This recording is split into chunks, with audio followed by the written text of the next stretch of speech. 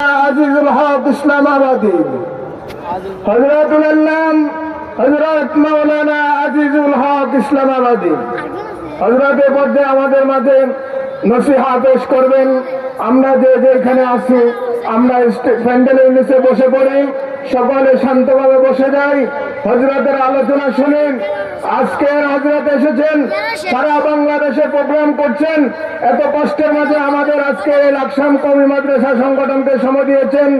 তাই বৃহত্তর লাকসাম কওমি মাদ্রাসা সংগঠনের পক্ষ থেকে হযরতকে মোবারকবাদ। সম্মানিত উপস্থিতি, একটি মানিব্যাগ পাওয়া গিয়েছে, স্টেজে আছে, যদি কারো হারিয়ে থাকে উপযুক্ত প্রমাণ দিয়ে নিয়ে যাবেন।